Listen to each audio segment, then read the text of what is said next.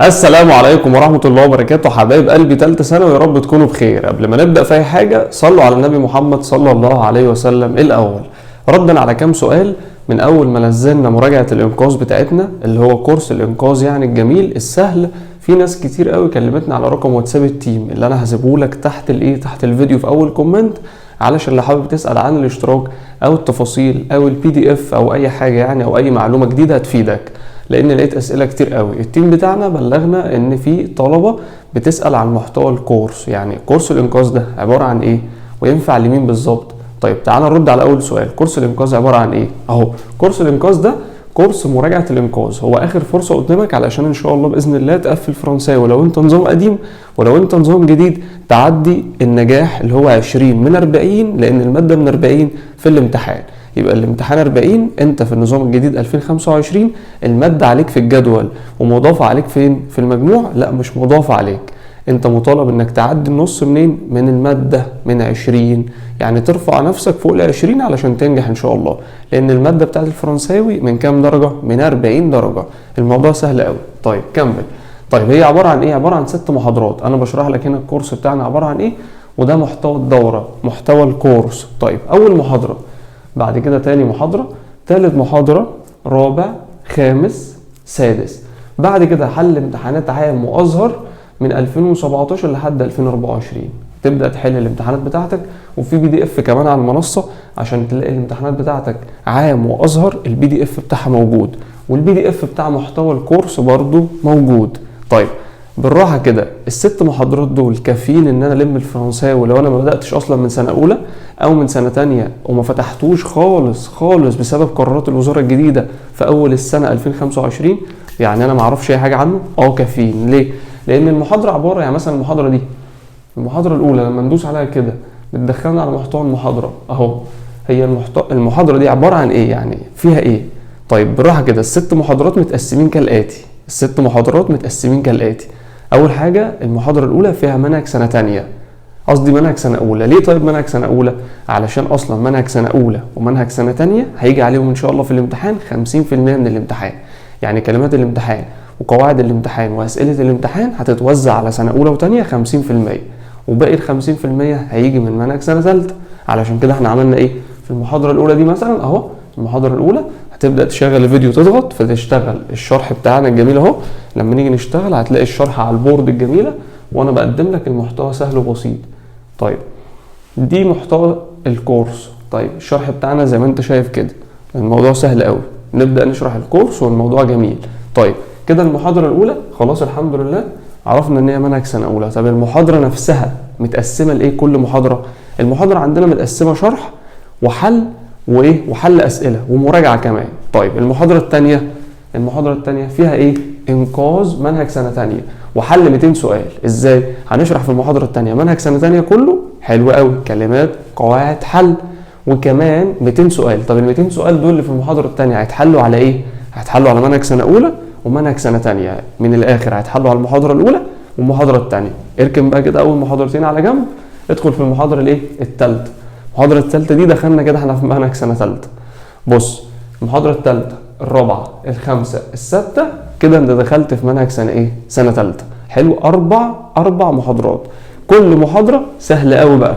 هتلاقي المحاضرة وقتها 5 ساعات، 5 ساعات ونص، 4 ساعات ونص، في محاضرة منهم 6 ساعات اللي هي المحاضرة الثالثة بس، لكن دي 5، دي 4، دي 3 ونص تقريبا. حلو قوي. طيب الناس هتقول يا ميسيو ده كده وقت الفيديو كبير. لا مش كبير ولا حاجه، ما انا هقول لك ليه احنا عاملينه كده. علشان لو دخلت المحاضره نفسها هتلاقيها متقسمه ل3 اجزاء. ركز قوي. اول حاجه انا بشرح الجزء اللي بيتشرح، بعد كده براجع عليه، بعد كده بحل اسئله على المحاضره نفسها. بحل كام سؤال؟ تقريبا حوالي 200 سؤال في المحاضره. ده غير ان انا لما بشرح الحاجه بدي عليها امثله شرح. طيب ده غير ان انا بحل في كل محاضره من ال4 محاضرات دول 3 امتحانات. يبقى 3 امتحانات اللي هيجولك في اخر السنه. يعني المحاضرة مثلا الثالثة فيها حل 3 امتحانات، 3 امتحانات، 3 امتحانات، 3 امتحانات. طيب الناس البسيطة يعني اللي عايزة تنجز بقى وتلم الدنيا، هتلاقي الشرح بتاع المحاضرة نفسها، الشرح نفسه كلمات، قواعد، المطلوب مننا ايه يا ميسيو؟ ساعة، ساعة ونص بالكتير قوي قوي. نص المحاضرة مثلا خليه يا عم قوي 2 ونص، 3 ساعات. وباقي المحاضرة انت حابب تحل اوكي، مش حابب تحل براحتك. انا مثلا كسعيد عاوز انجز، هسمع الشرح من المحاضرات دي والامثله اللي انا بديها تحت الشرح، وهنزل تحت فين؟ على حل امتحانات عام وازهر من 17 ل 24. يبقى انا اخدت اخف جزء من الكورس ودخلت حل ايه؟ لو انا عام اسمع امتحانات من 17 ل 2024 عشان اشوف شكل الامتحان اللي هيجي لي هيبقى عامل ازاي. طب لو انا ازهر نفس الكلام، اسمع الامتحانات بتاعتي. طب انت شطور قوي وانت شطوره ولا يهمك خالص، هتعمل ايه؟ تسمع الامتحانين، تسمع ده بتاع العام وتسمع بتاع الازهر لو انت عندك وقت بس خلاص. طب احنا هننزل كورسات تاني؟ لا، ده هيفضل معانا لحد يوم الامتحان. السؤال التاني بقى، طب انا هشترك في الكورس، يعني المحاضرات هتقفل؟ لا مش هتقفل.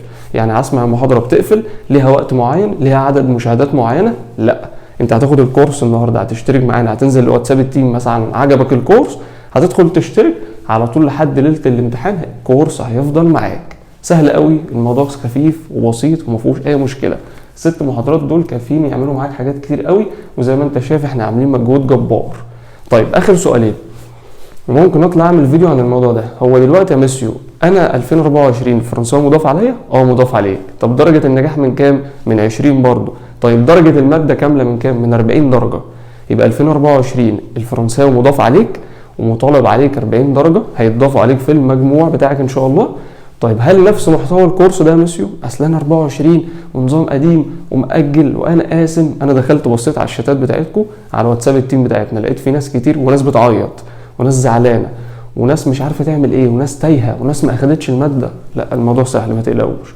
طيب ببساطه 2024 هو نفس مراجعه الانقاذ دي؟ هو نفس كورس الانقاذ؟ ما تقلقش من اي حاجه. هتدخل لو انت ما تعرفش ولا كلمه، هتدخل مراجعه الانقاذ تمشي بالترتيب، تشترك معانا، التيم بتاعنا هيفعل لك الكورس، هيتابع معاك خطوه خطوه، هيبعت لك خطه المذاكره بصوتي، ولو في جدول هيبعته لك. الموضوع سهل قوي. طيب اركن ده كله على جنب بتاع النظام القديم كده، انا اطمنت ان انا لو نظام قديم الكورس ده هيظبط لي الدنيا قوي. طب لو انا نظام جديد، انت عندك امتحان؟ عندك امتحان، بس الفرنساوي مش مضاف للمجموع، بس انت عندك امتحان ومطالب تعدي فيه، مطالب تنجح فيه، يعني تعدي درجه ال20 من 40 بس. طب الكورس ده هينفعني لو انا نظام جديد اللي هو انا دفعه 2025؟ هينفعك جدا، لان الفرنساوي ما اتغيرش، المنهج ما اتحذفش منه حاجه، ما فيش اي تغيير. طيب اركن ده كده خلاص. يبقى انت نظام قديم او نظام جديد اركن، انتوا دلوقتي الكورس ليكم. ناس كتير قوي بتسالنا يا ميسيو طب انا لو ازهر الكورس ده هينفعني؟ ايوه طبعا، ما هو نفس بتاع العام، هو نفس امتحان الازهر، ونفس منهج العام هو نفس امتحان الازهر. بس الموضوع سهل جدا كده خلاص. انت عرفت كل الاسئله. اي بقى اسئله هشوفها الفتره الجايه هنزل لكم بيها ان شاء الله بفيديو. بالتوفيق، ربنا معاكم. اللي ناقصه اي حاجه ينزل في اول تعليق هيلاقي رقم الواتساب، يسالهم عن اي حاجه، يسال عن محتوى الكورس. بالتوفيق والسلام عليكم ورحمه الله وبركاته. ما تنسوش تدعوا لي دعوه حلوه لو انتوا استفدتوا من اول محاضره. وردا على اول سؤال، الناس اللي بتسال اول محاضره هي مجانا؟ ما انا منزلها اول محاضره في الكورس ده مجانا عشان الناس تشوف الشرح وتحب النظام ويعجبها الاشتراك، فتدخل تطمن وتشترك معانا على المنصه. بس بالتوفيق والسلام عليكم ورحمه الله لتاني مره.